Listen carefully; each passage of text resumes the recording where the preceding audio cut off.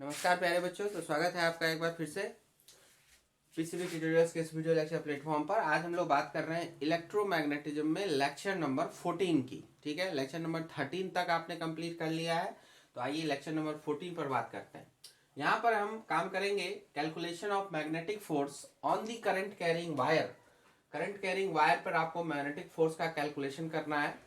When the external magnetic field is given indirectly, क्या होगा कि इससे पहले तक के जो एग्जांपल्स थे उसमें एक्सटर्नल मैग्नेटिक फील्ड की वैल्यू आपको डायरेक्टली दे दिया था, डायरेक्शन वगैरह सब कुछ आपको डायरेक्टली गिवन रहता था। लेकिन कभी कभी ऐसा होगा कि ये एक्सटर्नल मैग्नेटिक फील्ड का इंफॉर्मेशन डायरेक्टली गिवन नहीं होगा। आपको सिचुएशन के अकॉर्डिंग एक्सटर्नल मैग्नेटिक फील्ड का मैग्नीट्यूड और डायरेक्शन देखना पड़ेगा और फिर उसको आपको अप्लाई करना पड़ेगा और फिर आप कैलकुलेशन कर पाएंगे magnetic force on current carrying wire पे। जैसे कि ये एग्जांपल देखिए, एग्जांपल 1। इसमें क्या हो रहा है, एक स्ट्रेट करंट कैरिंग वायर पहले से दिखाया गया है जो जिसमें आई नॉट करंट फ्लो कर रहा है। आई नॉट करंट फ्लो कर रहा है इस स्ट्रेट करंट कैरिंग वायर जो इन्फिनाइट लेंथ का है, और इससे आर दूरी पर, ये आर दूरी पर एक दूसरा वायर आपको रखा गया है ए बी, और आपको ये एल लेंथ का है, और इसमें जो करंट फ्लो हो रहा है वो आई करंट फ्लो हो रहा है। ठीक है, तो आपको ये इसमें क्या निकालना है, ये जो ए बी वायर है इस पर मैग्नेटिक फोर्स निकालना है। तो क्यों लगेगा भाई इस पर मैग्नेटिक फोर्स? क्योंकि ये वाला जो पहला वाला वायर है इनफाइनाइट लेंथ का, इसकी वजह से सराउंडिंग में एक मैग्नेटिक फील्ड होगा। आप जानते हैं कि राइट साइड के हिस्से में क्रॉस फील्ड होता है, लेफ्ट साइड के हिस्से में डॉट फील्ड होता है। तो इसके राइट साइड के हिस्से में इस हिस्से में आ गया, इस हिस्से में आ गया, इसका मतलब इधर कौन सा फील्ड हो जाएगा, इधर क्रॉस फील्ड हो जाएगा। तो ये जो क्रॉस फील्ड होगा आई नोट की वजह से, इधर जो फील्ड आएगा मैग्नेटिक फील्ड वो क्रॉस नेचर का होगा। तो अब ये क्रॉस फील्ड आ गया यहाँ पर, और आपने उसमें एक करंट एलिमेंट रखा हुआ है, एक ए बी वायर रखी हुई है जिसमें करंट आई फ्लो हो रहा है जो एल लेंथ का है। तो मैग्नेटिक फील्ड में अगर आपने ये करंट कैरिंग वायर रख दिया तो फोर्स तो लगेगा भाई। तो आपने क्या पढ़ा है कि क्रॉस फील्ड में अगर आप करंट के डायरेक्शन में चलोगे तो magnetic force left hand side लगेगा। तो मैग्नेटिक फोर्स ये देखिए F M left hand side इसमें लगेगा। ठीक है, आगे जाके पढ़िएगा, पता चलेगा पैरेलल करंट्स होते हैं तो वहां पे अट्रैक्शन हो जाता है, मतलब इस पर देखिए इधर फोर्स लगा है ना, अट्रैक्शन। खैर उसको आगे डील करेंगे। तो फिलहाल डायरेक्शन ऑफ मैग्नेटिक फोर्स आपको दिख गया, एफ एम यहाँ पर होगा। बाकी आप देखिए तो इस वायर के हर एक सेक्शन पर मैग्नेटिक फील्ड के मैग्नीट्यूड की वैल्यू आपको इक्वल आएगी। कितनी आएगी? तो mu naught by 4 pi 2 I0/R, mu naught by 4 pi 2 I0/R। आपको चूंकि ये देखिए ए बी वायर का हर सेक्शन इस आई नॉट वाले जो इन्फानाइट वायर है उससे आर दूरी पर ही है, देख रहे हैं। तो आपको इस लाइन पर, ए बी लाइन पर जो मैग्नेटिक फील्ड का वैल्यू मिलेगा वो आपको सेम टू सेम मिलेगा, मतलब कांस्टेंट नेचर का मिलेगा। Mu naught by 4 pi 2 I0/R, और क्रॉस नेचर का आपका इनटू दी प्लेन ये डायरेक्शन हो जाएगा। तो इसको आप सॉल्व कर सकते हैं, mu naught I0/2 pi R, ये 2 कैंसिल हो गया, और ये क्रॉस नेचर। तो वही हमने लिखा, in this case the magnetic field on wire A B is constant. Wire A B पे मैग्नेटिक फील्ड कॉन्स्टेंट है which is equal to B mu naught by 4 pi 2 I0/R cross field, cross nature, mu naught I0/2 pi R cross nature. तो F M कैसे निकालना है? तो ये formula हमेशा valid है। I integration of D L cross B, integration of D L यहाँ आपका एल फैक्टर सीधा सीधा एल बन जाएगा, तो आई एल बी, और क्रॉस है तो डी एल और बी के बीच का एंगल। तो एल के डायरेक्शन तो ए से बी की तरफ हो गए, और बी का डायरेक्शन इनटू दी प्लेन हो गया परपेंडिकुलर, तो 90 डिग्री तो बनेगा बॉस, तो साइन 90 हो गया। ठीक है, और ये हो गया। बाकी एफ एम का डायरेक्शन आपको पहले ही पता चल गया, इस तरफ है तो ऐसे इधर अगर पॉजिटिव आई है तो उधर क्या हो जाएगा, निगेटिव आई, तो निगेटिव आई में हमने डाल दिया। तो मैग्नीट्यूड वाइज बात करेंगे तो आई एल बी हो गया, और बी की वैल्यू आपने यहाँ पे मैग्नीट्यूड रखा है, इसको रख दीजिए। तो I L into mu naught I0/2 pi R, arrange करके फिर से लिख दिया, म्यू नॉट I0I/2 पाई R इंटू एल। ठीक है, तो ये आपका जवाब हो गया इस केस में। तो ये तो बड़ा ही सिंपल था, ये आप आराम से समझ सकते हैं, कोई प्रॉब्लम नहीं है, ठीक है। आप इस एग्जाम्पल को देखिए, एग्जाम्पल 2, यहाँ पर थोड़ा सा आपको ध्यान देना पड़ेगा। अभी जो ए बी वायर इस तरह से पैरेलल रखा हुआ था, अब आपने क्या किया, उसको इस तरह से ऐसे हॉरिजॉन्टल वे में रख दिया और इसको वर्टिकल ही रहने दिया, तो अब ये दोनों वायर परपेंडिकुलर हो गए। A B wire perpendicular to initial wire. अगर ऐसा रखिएगा तब फोर्स का कैलकुलेशन इतना आसानी से नहीं होगा, आपको एलिमेंट्री सेक्शन से काम करना पड़ेगा। क्यों? क्योंकि देखिए, जो दूरी ए पोजीशन की है वो तो आर है, लेकिन जैसे जैसे इस ए बी में आप आगे बढ़ते जाओगे बी की तरफ, आर की वैल्यू बढ़ती जाएगी। उससे क्या होगा, मैग्नेटिक फील्ड जो यहाँ पर ऑपरेट हो रहा है उसकी वैल्यू घटती जाएगी, क्योंकि इस वायर से वो दूर हो रहा है, चेंज होती जा रही है और घटती जा रही है। ये बात सही है कि इधर जो भी नेचर होगा फील्ड का वो क्रॉस नेचर होगा, माने कि मैग्नेटिक फील्ड आपको into the plane, perpendicular into the plane होंगे, लेकिन मैग्नीट्यूड वाइज देखिए इधर ज़्यादा मैग्नीट्यूड होगा मैग्नेटिक फील्ड का, तो उसकी वजह से फोर्स भी ज़्यादा लगेगा। उसी को मैंने इस एरो से दिखाया है कि फोर्स का डायरेक्शन यही होगा, क्रॉस फील्ड में करंट के डायरेक्शन में चलेंगे, फोर्स लेफ्ट हैंड के साइड, तो डायरेक्शन तो इस तरह से होगा, लेकिन वो मैग्नीट्यूड वाइज क्या होगा, कम होता जाएगा। जैसे जैसे आप इधर आओगे वो मैग्नीट्यूड वाइज कम होता जाएगा। एल लेंथ का ये था, इसमें आई करंट उसी तरह से फ्लो हो रहा है। तो ऐसे में नेट फोर्स निकालने के लिए आपको इंटीग्रेशन की जरूरत पड़ती है। करेंगे क्या, यहाँ से कोई x डिस्टेंस पर dx एलिमेंट लेंगे, उसी को मैंने यहाँ दिखाया। ये ए बी वायर था, इसका dx एलिमेंट जो है वो यहाँ से x डिस्टेंस पर आप लेंगे और उस पर जो एलिमेंट्री फोर्स लगेगा उसको आप df बोल रहे हैं, df एलिमेंट्री फोर्स। ये df एलिमेंट्री फोर्स आपका इस ds सेक्शन पे लग रहा है।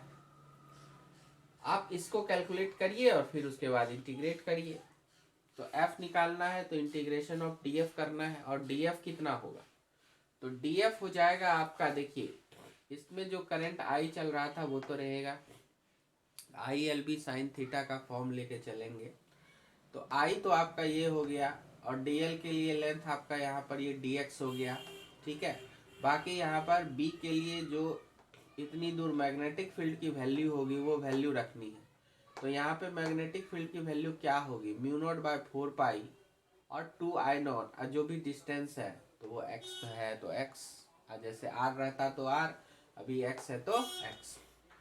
और रहा सवाल उसी तरह से एंगल बिटवीन dl वेक्टर और b वेक्टर का, तो dl वेक्टर तो यही ए बी के डायरेक्शन में हॉरिजॉन्टल है और b वेक्टर तो इनटू द प्लेन है, तो फिर से 90 डिग्री आएगा, सो साइन 90 भी हो गया।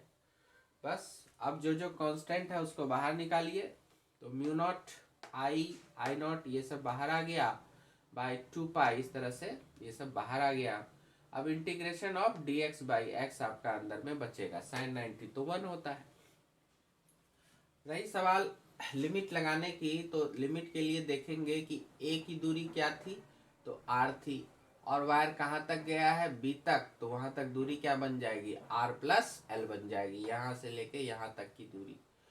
वायर ए पोजीशन से शुरू हुआ था r और b पोजीशन पे खत्म हुआ था, मतलब r प्लस एल, तो लिमिट बन गई r से r प्लस एल की। और फिर आप dx बाय एक्स को जब आप इसको इंटीग्रेट करोगे तो ln x बनेगा, लिमिट रखोगे तो ln r plus L by R बन जाएगा। तो ये आपका जवाब हो गया ऐसे केसेस में नेट फोर्स का, mu naught I into I naught, मतलब ये करंट और ये करंट मल्टीप्लाई करना है, divided by 2 pi and ln log वाला base E R plus L by R. ये इस केस का जवाब आ गया। अब यहाँ पर कुछ थ्योरेटिकल पहलू भी है, उसको भी देखिए।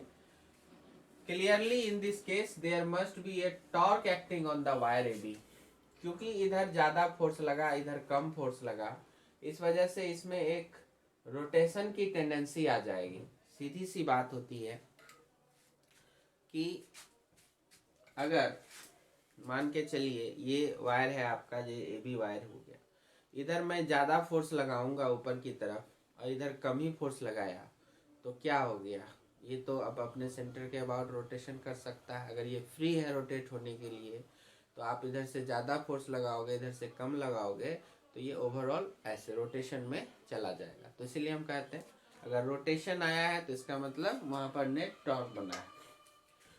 तो torque acting on the wire AB. Hence, if the current carrying wire AB is free to move, then it will have rotational as well as translational motion as shown in the figure. कभी कभी आपको इसके motion का analysis करने को बोलता है, तो हम लोग इसमें यही कहेंगे कि इसमें रोटेशन भी होगा और ये उधर भी खिसकेगा, मतलब ट्रांसलेशन भी होगा।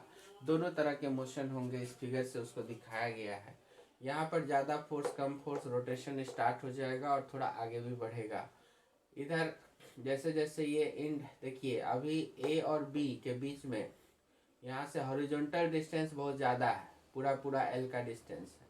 लेकिन जैसे ये रोटेट करना शुरू होगा तो अब ए का जो डिस्टेंस है इस वायर से और बी का डिस्टेंस है जो इस वायर से, उन दोनों में जो अंतर आएगा, मतलब ए बी के बीच का हॉरिजॉन्टल डिफरेंस, वो कम होना शुरू हो जाएगा। जैसे देखिए इस केस में जब ये वायर इस तरह से वर्टिकल हो गया तो जितना डिस्टेंस ए का है उतना ही तो बी का भी है।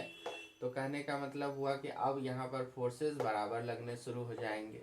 ठीक है, तो शुरू में रोटेट होगा, रोटेट होते ही जब इस तरह से आएगा तो फोर्सेस बराबर हो जाएंगे। लेकिन हम कहेंगे ड्यू टू इनर्शिया। अब ड्यू टू इनर्शिया अगर कोई चीज इस तरह से ऐसे झटके से गई है, ऐसे हुई है, तो ये ऐसे रुक जाएगा, ऐसी बात नहीं। ये इनर्शिया की वजह से इसको इस तरह से ओवरशूट कर जाएगा, ये इधर भी घूम जाएगा। लेकिन जैसे इधर घूमेगा तो क्या होगा, इसका ये वाला एंड वायर के ज़्यादा नज़दीक आ जाएगा, ये वाला तो दूर हो जाएगा, तो इधर फोर्स ज़्यादा लगना शुरू हो जाएगा। वही देखिए यहाँ दिखाया गया है। जैसे ही ये एंड इधर को आया, ओवरशूट हुआ, तो बी पे ज़्यादा फोर्स लगेगा, ए पे अब कम फोर्स लगेगा, क्योंकि ए अब यहाँ से ज़्यादा दूर पर चला गया है, बी नज़दीक आ गया। उसकी वजह से फिर आपका वो एंटी टॉर्क शुरू हो जाएगा, रोटेशन जो है ये उल्टा होना शुरू हो जाएगा, ऐसे हो जाएगा। तो इस तरह से ये ऐसे हो जाएगा तो फिर ऐसे रहने की कोशिश करेगा ड्यू टू इनर्शिया, फिर थोड़ा सा मान लीजिए ऐसे आ जाएगा। फिर जैसे ये आएगा तो इधर वाले एंड पे ज़्यादा फोर्स लग जाएगा, ये फिर उसको सीधा कर देगा। तो अल्टीमेटली अगर देखा जाए कि कोई एनर्जी का लॉस अगर नहीं हो रहा हो कहीं, तो फिर ये इस तरह से एंगुलर एसएचएम करता हुआ, और चूंकि नेट फोर्स उधर लग रहा है, कोई रोकने को नहीं है, फिक्स नहीं है, तो ये इस तरह से एंगुलर एसएचएम करते हुए और ये इस तरह से ट्रांसलेशनल मोशन भी आपको करता जाएगा, वो आगे बढ़ता भी जाएगा, है ना। तो फिर से ऐसे हो गया और फिर से एंड सो ऑन। तो वही हमने लास्ट में लिख दिया यहाँ पे कि considering energy conservation, AB wire will perform translational as well as angular SHM, है ना। Considering energy conservation, AB wire जो है ये will perform translational as well as angular SHM as discussed above, and current in the wire becomes anti-parallel to I0.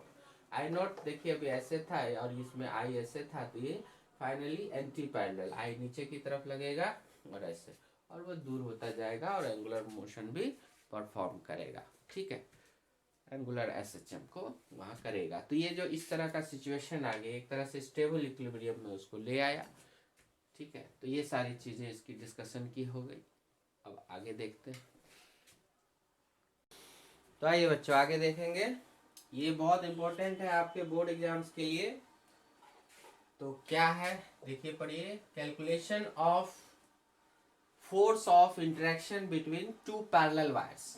दो parallel infinite wires आपको दिए हुए रहेंगे और इनके बीच में क्या फोर्स ऑफ इंटरेक्शन होगा उसके बारे में यहाँ पर पढ़ना है। जैसे दो फिगर यहाँ ड्रा हुआ है, ये हो गया आपका एक फिगर और ये हो गया आपका दूसरा फिगर। केस 1 में आप क्या देख रहे हो, यहाँ देख रहे हो कि जैसे कि I1 और I2 ये दोनों पैरेलल है, करेंट्स आर पैरेलल। और केस 2 में आपको एंटी पैरेलल देखना था, सॉरी इसको, हाँ ऐसे, I1 का डायरेक्शन ऊपर तो I2 नीचे, ऐसे। तो जब पैरेलल करेंट्स होंगे तो अट्रैक्शन हो जाएगा। देखिए इस वायर पर FM इधर को लग रहा है और इस वायर पर FM इधर को लग रहा है। और जब अपोजिट करेंट्स होंगे तो फिर ये रिपल्सन हो जाएगा, मतलब इस पर इधर लग गया, उस पर उधर लग गया।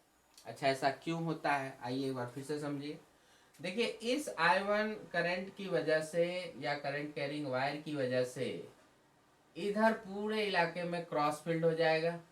तो हम कहेंगे ना कि क्रॉस फील्ड में आपने इस वायर को रख दिया, तो इस इलाके में जब इसकी वजह से यहाँ पे क्रॉस फील्ड है, तो क्रॉस फील्ड में करंट के डायरेक्शन में चलिएगा तो लेफ्ट हैंड साइड में फोर्स लगेगा, लग गया लेफ्ट हैंड साइड। ठीक, तो ये एफएम समझ में आया आपको। उसी तरह से जब इस वायर की वजह से इस इलाके को देखिएगा, तो ये इलाका लेफ्ट में लाई कर रहा है, मैंने डॉट फील्ड हो गया जी इधर पूरा।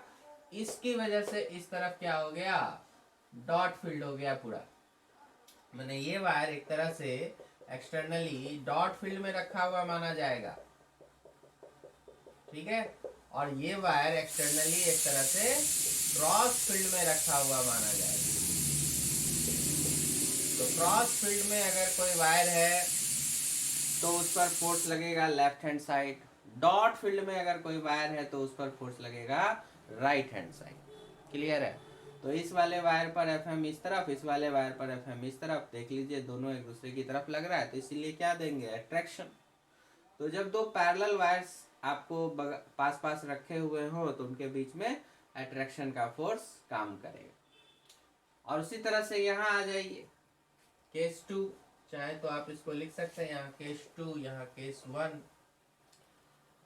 इस वायर की वजह से एज यूजुअल इस तरफ आपका क्रॉस फील्ड बना, मैंने ये वायर आपका क्रॉस फील्ड में रखा हुआ है। तो क्रॉस फील्ड में करंट के डायरेक्शन में चले, नीचे की तरफ नीचे आना है, तो फोर्स लगेगा लेफ्ट हैंड साइड, तो वो लेफ्ट हैंड उधर पड़ा, नीचे आना है लेफ्ट हैंड साइड, तो आपका ये एफएम इस तरफ लग गया।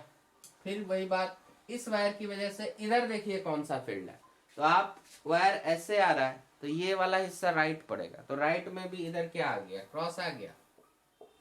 क्लियर है। इस वायर की वजह से यहाँ पर क्रॉस है, देख लीजिए नीचे की तरफ जा रहा है। या फिर अगर आपको स्क्रू घुमाना हो तो वहां से देख सकते हैं, स्क्रू को इस तरह से घुमाइए कि एडवांसमेंट नीचे हो जाए। तो कैसे घुमाइएगा, क्लॉकवाइज घुमाना पड़ेगा, तो क्लॉकवाइज घुमाएंगे एडवांसमेंट नीचे आएगा। तो क्लॉकवाइज आपने घुमाया तो इस साइड में आ जाइए, तो ऐसे क्या हो रहा है, इन साइड जा रहा है, यहां से क्लॉकवाइज से सर्किल किया इस तरह से ऐसे, तो क्या लग रहा है, इस साइड में अंदर जा रहा है और इस साइड से बाहर आ रहा है। तो उस वजह से क्या होगा, इधर हो जाएगा डॉट और इस तरफ हो जाएगा क्रॉस। तो यहाँ पर पूरा क्रॉस फील्ड, और क्रॉस फील्ड में करंट के डायरेक्शन में चलिएगा तो फोर्स लेफ्ट हैंड साइड। तो इसका भी एफएम एक्सप्लेन हो गया। और इसकी वजह से भी इधर था क्रॉस ही, उस क्रॉस में चले तो वो लेफ्ट हैंड साइड। ठीक है, मैंने एक वायर पर दूसरे की वजह से जो फील्ड है उसकी वजह से फोर्स लगा, और दूसरे वायर पर जो पहले की वजह से फील्ड है उसकी वजह से फोर्स लगा। तो यही इसका कॉन्सेप्ट है। तो अब आप समझ गए कि हाँ भाई रिपल्सन होगा जब अपोजिट डायरेक्शन में आपको करंट चलेगा। तो इसी बात को थोड़ा सा लिख दिया गया, if the currents are flowing in the same direction, यहाँ पर force of attraction is there between the wires. The forces in such a case are always equal and opposite whether the currents are equal or not. ये बड़ा ध्यान दीजिएगा, forces जो भी FM लग रहे हैं देखिए वो इक्वल एंड अपोजिट होते हैं, भले आपका करंट सेम हो या डिफरेंट, उससे फर्क नहीं पड़ता। तो वो आप जब फार्मूला लिखेंगे तो उससे पता चल जाएगा। तो यहाँ पर जैसे लिखा हुआ है, if the currents are flowing in the same direction force of attraction is there between the wires, ये लिख लिया आपने।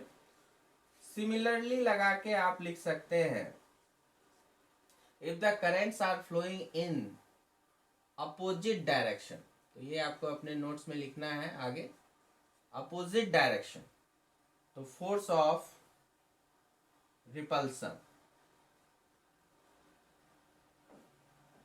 Is there between the wires.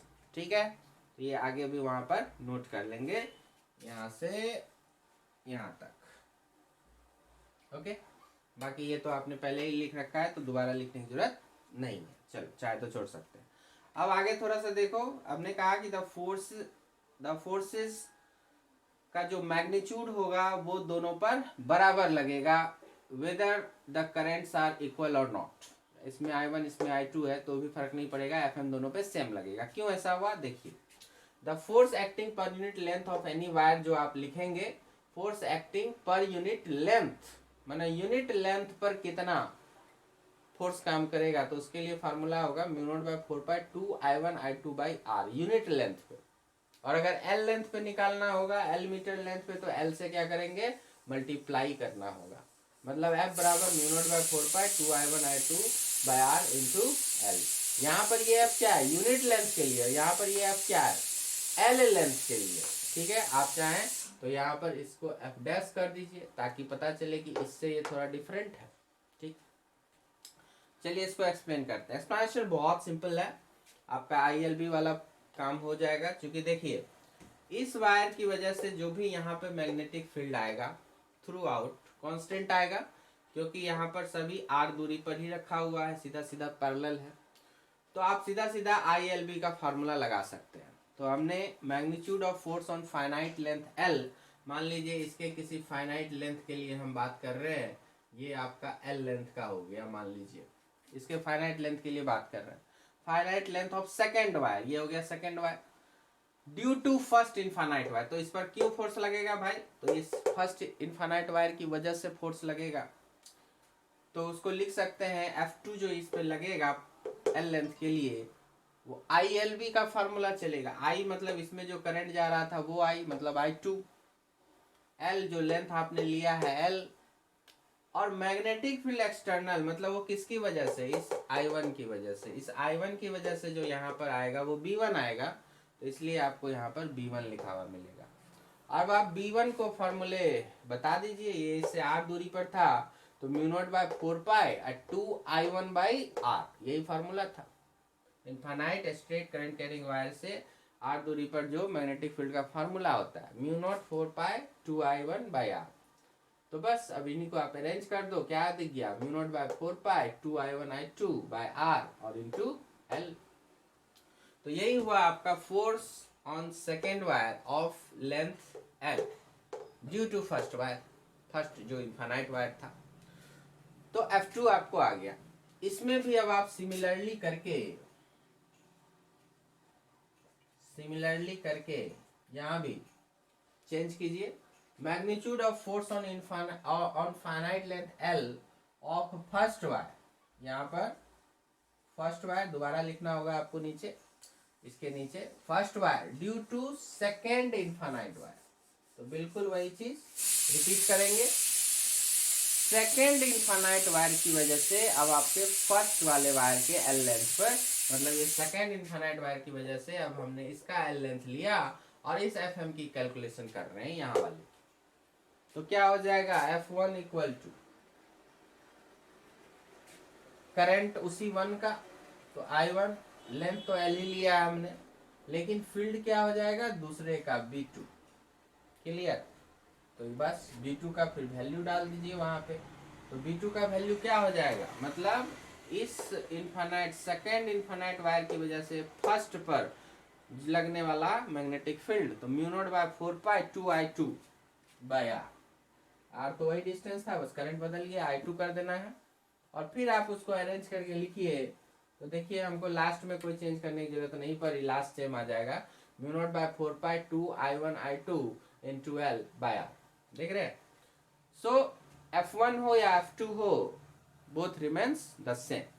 तो मतलब समझ में आ गया आपको कि ये जो भी FM की वैल्यू होगी पर यूनिट लेंथ सेम है, L लेंथ के लिए सेम है तो पर यूनिट लेंथ के लिए भी सेम होगी, तो हर जगह आपको सेम लगेगा। चलिए, इसीलिए फिर आगे आप लिख सकते हैं hence force acting on each wire पर यूनिट लेंथ आपका क्या हो जाएगा, अभी ये निकला L लेंथ के लिए, पर यूनिट लेंथ कीजिएगा तो क्या करिएगा, L से इधर लाके डिवाइड कर दीजिए, तो F/L कर दीजिए और बाकी जो बचा लिख दीजिए mu naught by 4 pi 2I1I2/R। तो यही आपको यहाँ फार्मूला के रूप में बताया गया।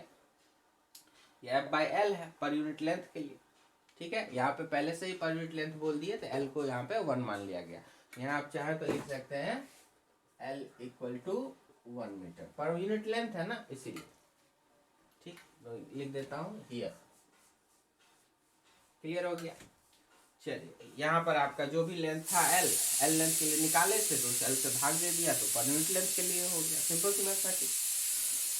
Okay, so mu naught by 4 pi 2I1I2/R याद रखिएगा। म्यू नॉट बाय 4 पाई की वैल्यू देखिए क्या है, 10⁻⁻⁷ तो 10⁻⁷ इंटू 2I1I2/R।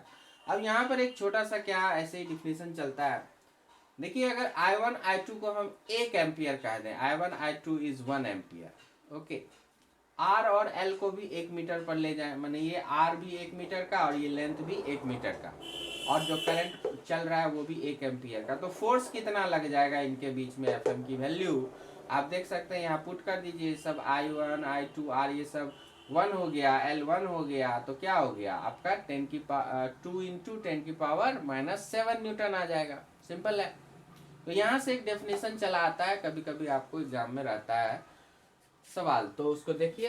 कहता है कि हेंस, इसको देखते हुए, if two infinitely long current carrying wires हैं आपके पास, two infinitely long current carrying wire हो गया, are kept at 1 metre distance, इसको अगर आपने 1 मीटर के डिस्टेंस पर अगर आपने रख रखा है, and if force on 1 metre length of any wire is, उसका 1 मीटर, चाहे इसका ले लीजिए चाहे इसका ले लीजिए, और उस पर अगर फोर्स लग गया कितने का, ये जो निकला है उतने का, मतलब 2 इंटू 10⁻⁻7 न्यूटन, ये याद रखिएगा ये डेटा, 2 इंटू 10⁻⁻7 न्यूटन, अगर इतने का फोर्स लग गया तो फिर करंट इन ईच वायर, दोनों वायर में करंट चूंकि बराबर था, तो current in each wire is set to be 1 ampere. तो 1 एम्पियर के लिए इस तरह से डिफाइन कर दिया गया कि दो पैरेलल करंट कैरिंग वायर को रख दीजिए, उसमें इक्वल करंट फ्लो कराइए और पर यूनिट लेंथ फोर्स को चेक करिए ऑन एनी वायर, अगर वो फोर्स 2 इंटू 10⁻⁻7 न्यूटन के बराबर है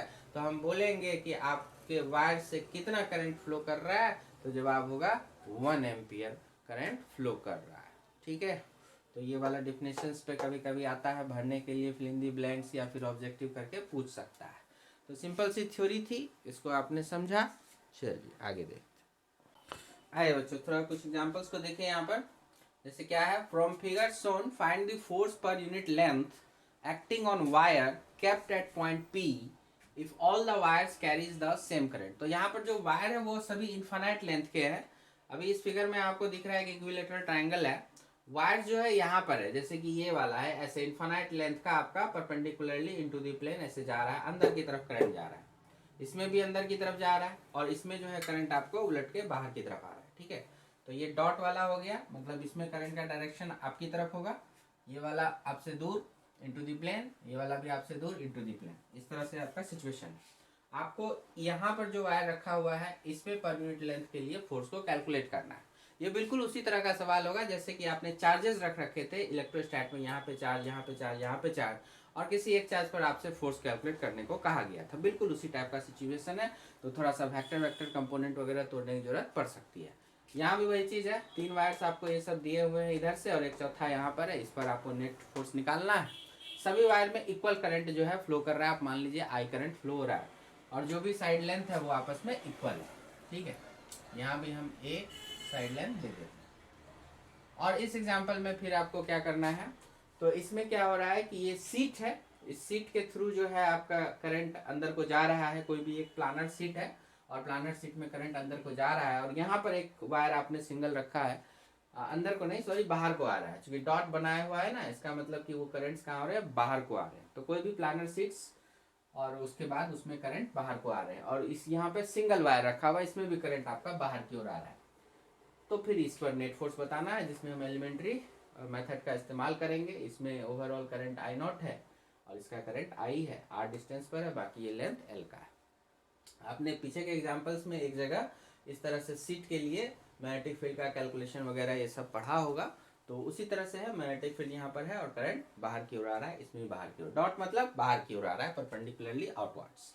चलिए तो इसको सॉल्व करते हैं। पहले वाले को क्या होगा, तो आपको जो दिमाग में क्या बात रखनी है, सेम डायरेक्शन का करंट होगा, पैरेलल करंट्स होंगे, अट्रैक्शन होगा। ठीक है, और अपोजिट नेचर का होगा तो रिपल्सन। तो यहाँ देखिए डॉट का क्रॉस के साथ रिपल्सन होगा, क्रॉस का क्रॉस के साथ अट्रैक्शन, डॉट का डॉट के साथ अट्रैक्शन, डॉट और क्रॉस दिखे तो रिपल्सन, तो डॉट और क्रॉस दिखा रिपल्सन, तो इसका फोर्स इधर कहीं पर ऐसे लग जाएगा, मान लीजिए वो F लगा, और इधर इन दोनों के बीच ये भी डॉट एंड क्रॉस है, ये भी रिपल्सन करेगा, तो इसका फोर्स इधर लगा। क्योंकि ये ए दूरी पर ये भी था, ए दूरी पर ये भी था, करंट्स इक्वल है, I मान लिया, तो वो दोनों फोर्स F ही होगा। अब आप यहाँ पर का एंगल देख लीजिए और उसके हिसाब से आपको रिजल्टेंट आ जाएगा। तो एंगल कितना का बनेगा यहाँ पर, तो जो यहाँ पर एंगल था वही यहाँ पर है, मतलब 60 डिग्री, तो 60 डिग्री का एंगल है F है, तो F नेट जो बना 60 पर आपको बताया था f√3, ठीक। वेयर f इक्वल टू क्या, तो f इक्वल टू आप लिख सकते हैं μ0/4π 2 टाइम्स I करंट था तो I इंटू आई, तो I square divided by distance तो a, ठीक है। तो पर यूनिट लेंथ के लिए आपका ये चीज चलेगा, ओके। इसी तरह से यहाँ पर भी आप डील कर सकते हैं। ये वाला हो गया रिपल्सन, इधर हो जाएगा, इसका भी रिपल्सन है, इधर हो जाएगा।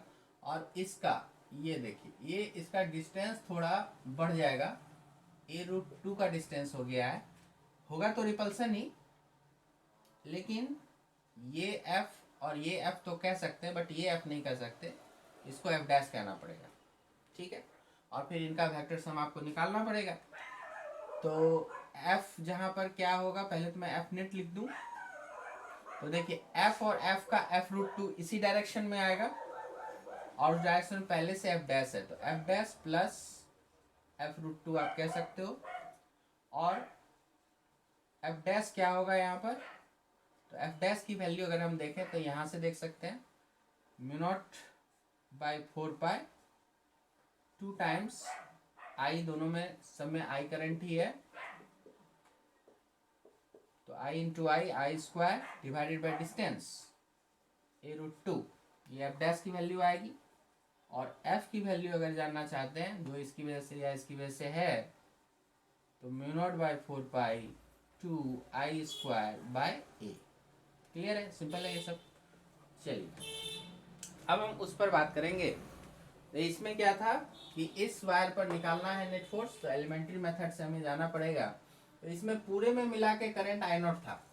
अब dx एलिमेंट जो आपने लिया है उसमें जो करंट आएगा उसमें आपको di पढ़ना पड़ेगा। तो di का सबसे पहले कैलकुलेशन होगा, क्या होगा, I0 करंट जो था वो कितने सेक्शन में था, L दूरी पर था, L लेंथ में था, L कर दीजिए।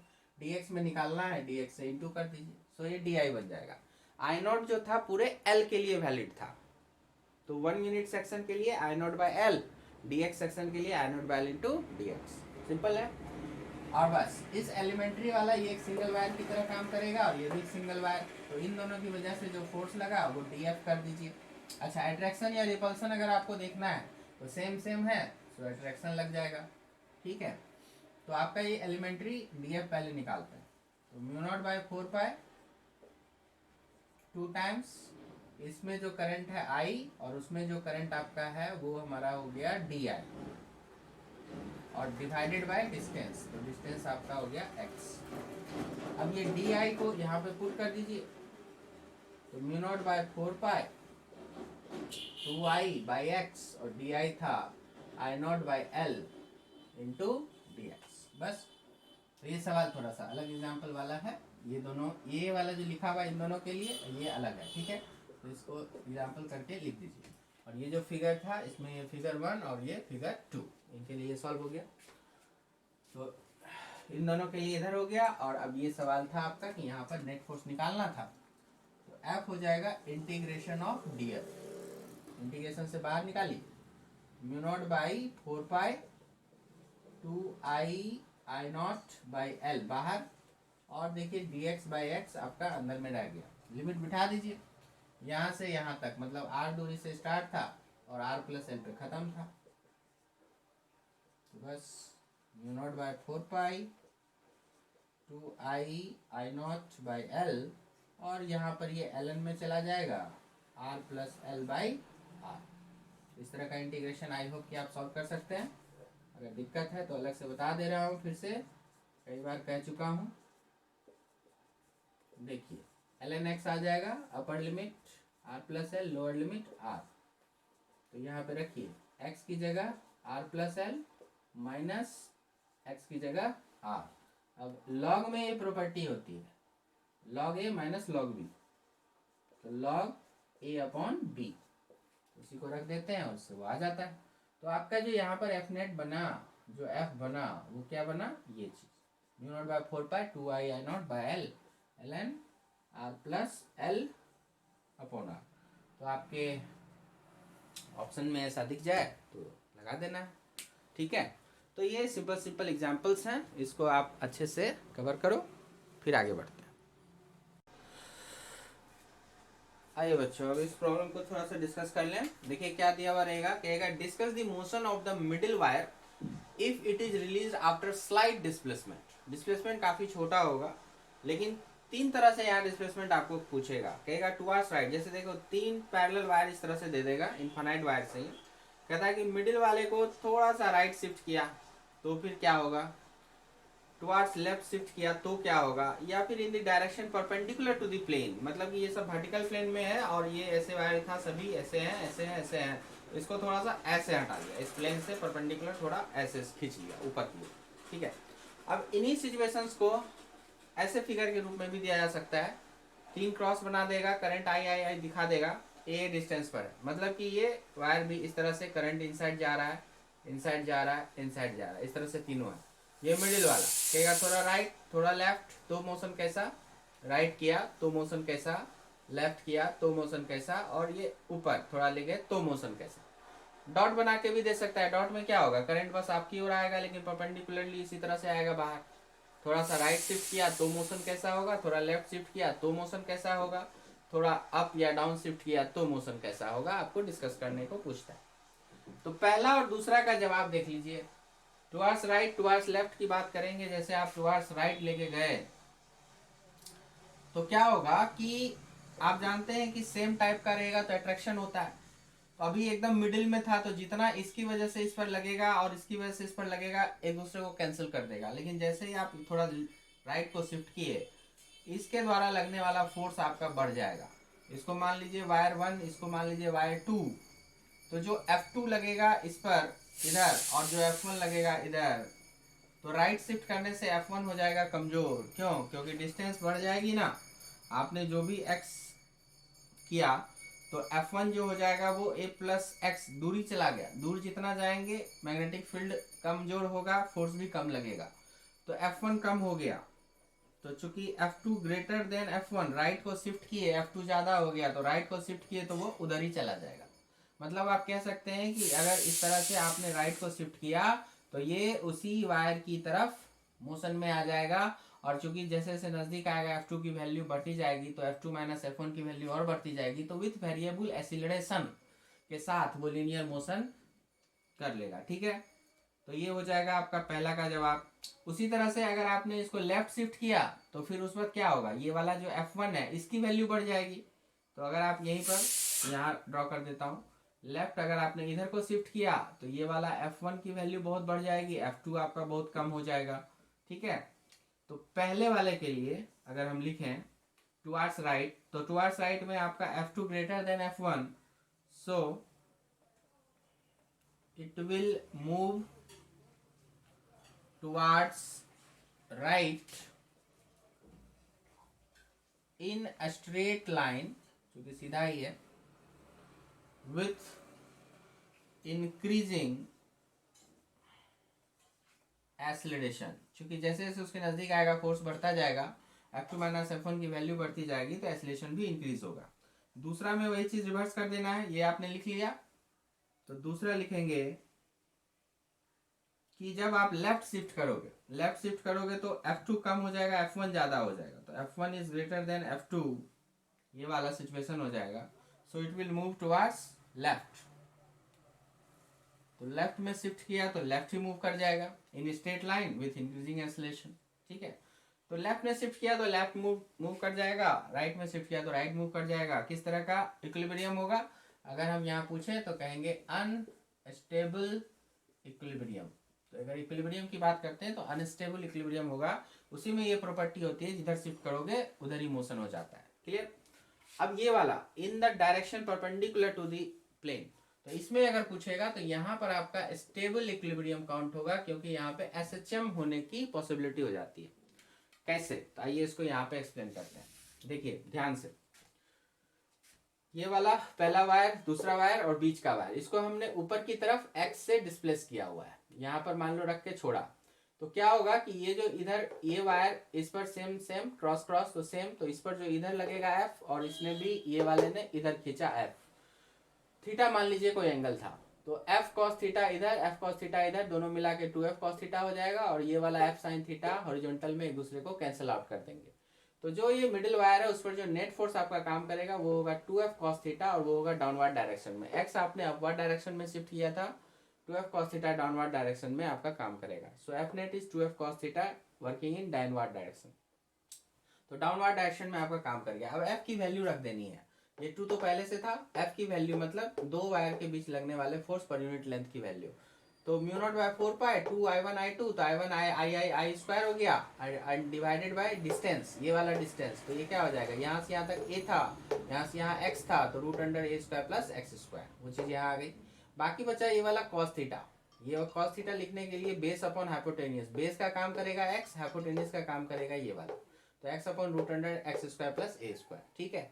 और अब ये दोनों को एक साथ आप देखोगे तो ए स्क्वायर प्लस एक्स स्क्वायर बन जाएगा। अब यहाँ कंडीशन हमारा क्या था कि x is much much smaller than A, तो ऐसी स्थिति में जहां भी A square plus X square होगा, x बहुत बहुत छोटा है, तो आप इस एक्स स्क्वायर को छोड़ सकते हैं, बन जाएगा क्या, ए स्क्वायर। अब उसके बाद ये वाली वैल्यू को यहाँ पुट कर दीजिए, तो 2 इंटू म्यू नॉट बाय 4 पाई और 2 आई स्क्वायर था ही, ये दोनों ए स्क्वायर प्लस एक्स स्क्वायर बन चुका था, तो जवाब होगा सिर्फ ए स्क्वायर, चूंकि ये कंडीशन अप्लाई कर दिया। और ऊपर में ये x, और ये डाउनवर्ड डायरेक्शन है। अगर आप देखो तो x का डायरेक्शन अपवर्ड था और फोर्स का डायरेक्शन डाउनवर्ड है, तो उसके साथ अगर आप साइन के हिसाब से लिखोगे तो माइनस ऑफ x लिख सकते हैं। और जब ऐसा कर दिया एफ नेट, तो ए नेट बनेगा F net by M. F net by M मतलब इसमें m से भाग दे देना है, m से आप डिवाइड कर दीजिए।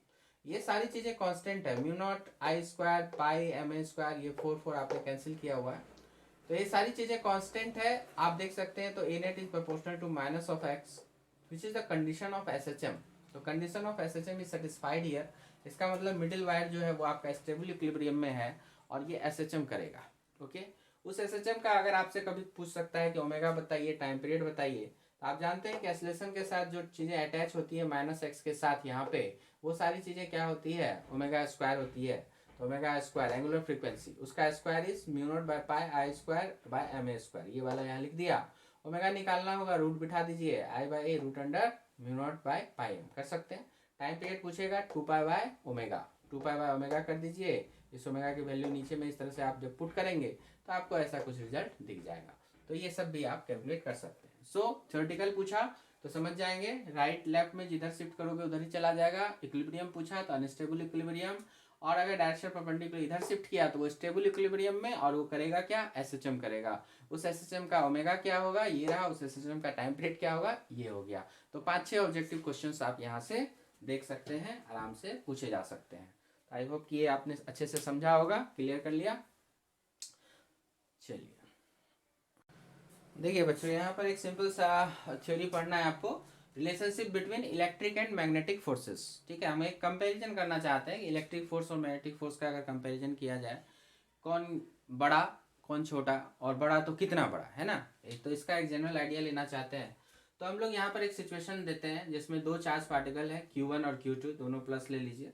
ऑफ कोर्स ये r डिस्टेंस पर है, तो इनके बीच का जो इलेक्ट्रिक फोर्स होगा ये एक दूसरे को रिपेल करेगा, पॉजिटिव पॉजिटिव है, सो एफ ई बाहर की तरफ लगा। लेकिन मैग्नेटिक फोर्स अगर आप गौर से देखिएगा तो वो अंदर की साइड लगेगा, क्योंकि देखिए इसको वेलोसिटी v1 इधर दिया हुआ है, इसको v2 दिया हुआ है। तो मान लीजिए इसकी वजह से v1 जो इधर है, तो हम जानते हैं पॉजिटिव चार्ज के मूवमेंट के राइट साइड देखिएगा तो आपको फिर से क्रॉस फील्ड मिलने वाला है। और क्रॉस फील्ड में अगर आपने वेलोसिटी के डायरेक्शन में, पॉजिटिव चार्ज के वेलोसिटी के डायरेक्शन में अगर आप जाइएगा तो फोर्स लेफ्ट हैंड साइड लगने वाला है। तो इससे भी देख सकते हैं। बाकी आपका FM जो था QB क्रॉस B, तो वो सबसे भी आप निकाल सकते हो। तो आपको पता चलेगा कि ये दोनों पर मैग्नेटिक फोर्स के हिसाब से ये अट्रैक्शन हो रहा है। वैसे भी समझ सकते हो, पॉजिटिव चार्ज इधर जाए, करंट का डायरेक्शन मान सकते हो, तो दोनों पैरेलल करंट्स की तरह हो जाएगा और उसमें अट्रैक्शन होता है, तो वहां से भी समझ सकते हैं। इस FM की वैल्यू क्या होगी, तो इस FM की वैल्यू के लिए तो अभी आपको ये फॉर्मूला याद करना पड़ेगा कि जब दो चार्ज पार्टिकल मोशन में हो जाए तो उनके बीच में लगने वाला जो मैग्नेटिक फोर्स होता है उसकी वैल्यू हो जाती है म्यू नॉट बाय 4 पाई। उसके बाद दोनों चार्ज Q1 Q2 इंटू दोनों की velocity v1 v2 by r square. ठीक है, इसका एक्सप्लेनेशन वैसे तो आपके सिलेबस में नहीं पढ़ना है, लेकिन हम आने वाले किसी वीडियो में फिर से आपको एक्सप्लेन कर देंगे कि ये क्यों आता है। फिलहाल तो आप इसको याद रखिए कि दो चार्ज पार्टिकल Q1 Q2 अगर v1 v2 वेलोसिटी से जा रहे हैं, दोनों पैरेलल है, तो फिर इनके बीच लगने वाला जो आपका FM बनेगा वो बनेगा म्यू नॉट बाय 4 पाई Q1 Q2 into v1 v2 by r square. बाकी इलेक्ट्रिक फील्ड की वजह से इलेक्ट्रिक फोर्स जो लग रहा है यहाँ पे, क्योंकि इसके सराउंडिंग में एक इलेक्ट्रिक फील्ड है और इलेक्ट्रिक फील्ड है तो फिर फोर्स तो लगेगा ही, या ऐसे भी दो चार्ज के बीच में फोर्स लगता है, कूलम्स लॉ। उसके हिसाब से लिखिए 1/4πε0 Q1 Q2/r²। अब इन्हीं दोनों को हमको कंपेयर करना था, आराम से Fm/Fe कर दिया हमने। जो कैंसिलेशन होने वाले थे सब कैंसिल हो गए। आपको देखिए बचता क्या क्या है।